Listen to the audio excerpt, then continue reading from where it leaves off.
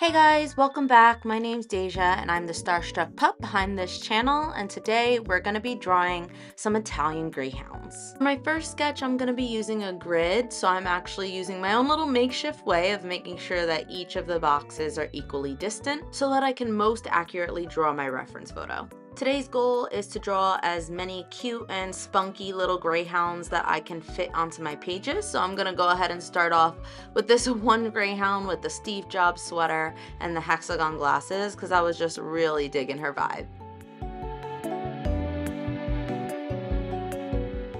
As usual, I am limiting my color palette to purples, yellows, oranges, and pinks, those magic hour colors, not just because they're my favorite, but also because this is a little bit of a study for me. I'm so used to drawing things exactly how they look on paper, so in order to prevent myself from going for that perfectionism and ultimately disappointing myself, I don't even start out allowing myself to use colors that I don't want to see in my art.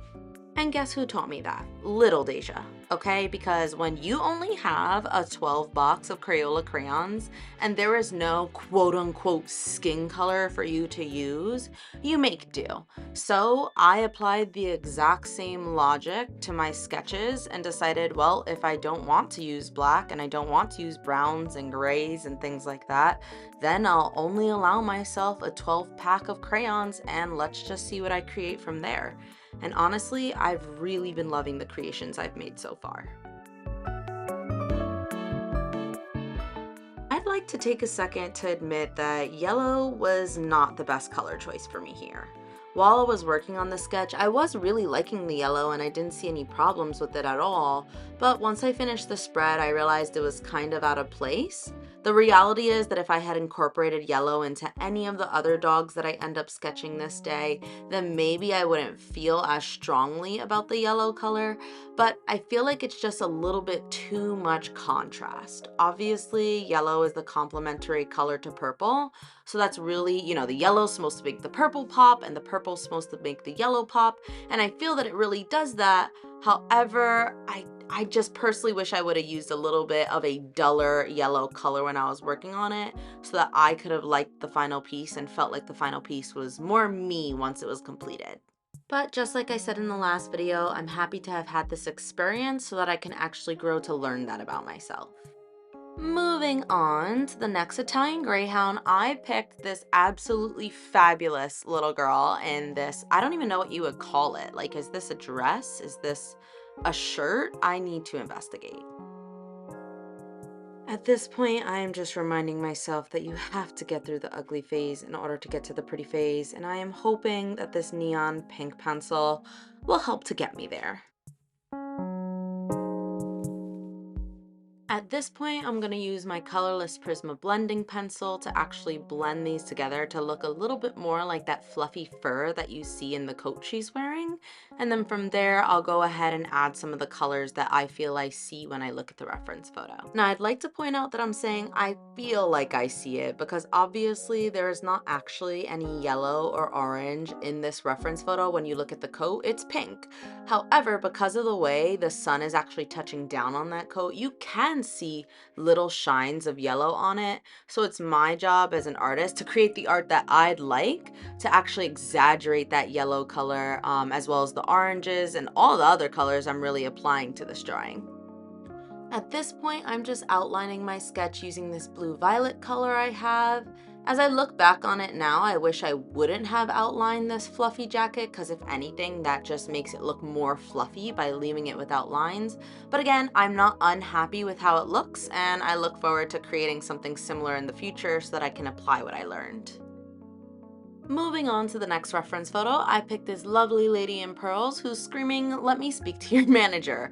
I just absolutely love the little sweater she was wearing. Again, I guess I'm just loving that Steve Jobs looks today. I don't know. But let's go ahead. Actually, now that I look at this, is it just me or does this look a little bit like a really skinny otter to you? I shouldn't do this to myself. Okay, well, I shouldn't do this to myself.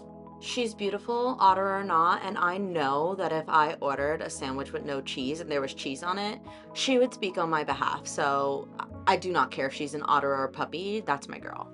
In saying that, I have realized that despite that she is going to speak to the manager, she is not a Karen. So if you guys would very kindly place some comments on what we think we should name this young lady who would stand up for you, your mom, your brother, your everything, your life, let's do her right and let's give her a really good name. So put down some suggestions because I'd love to hear them.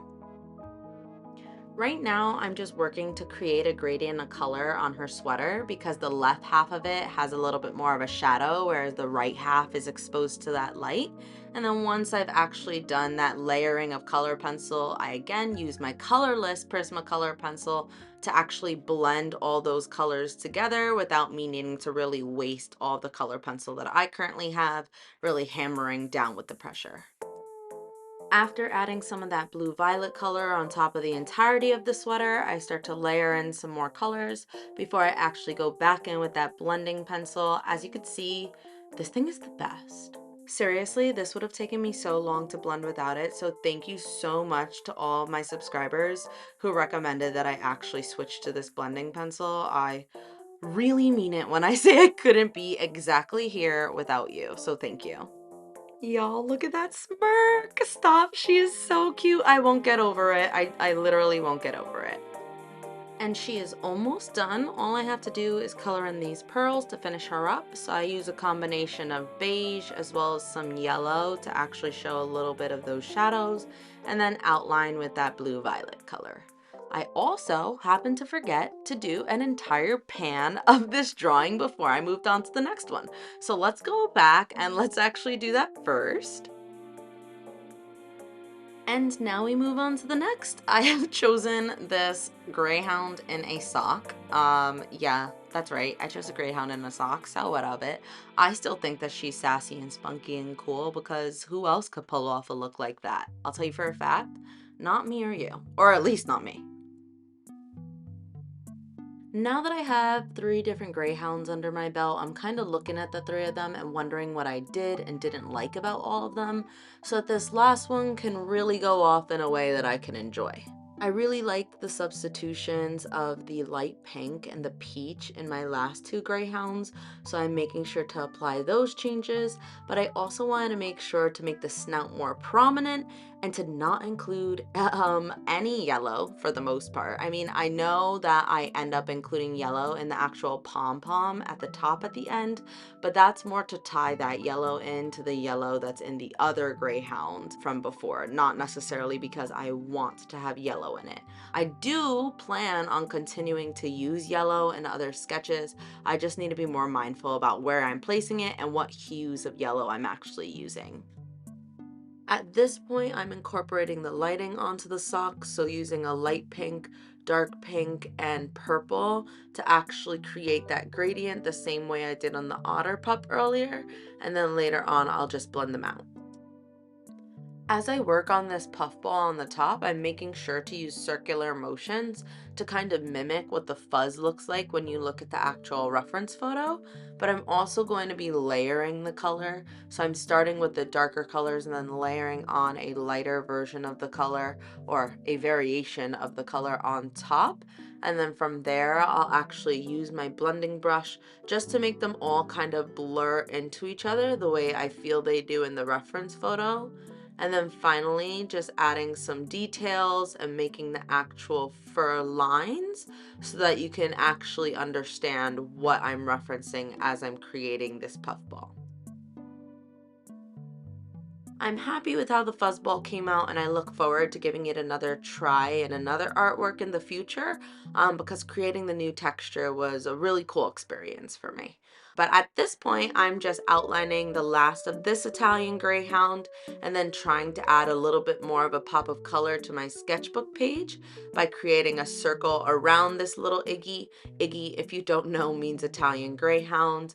I used a darker blue to kind of try to match the blue outline and to pull that blue somewhere else, but it didn't exactly come out how I liked. So for now, I'm gonna leave it, but I know in the future I'll definitely make some changes.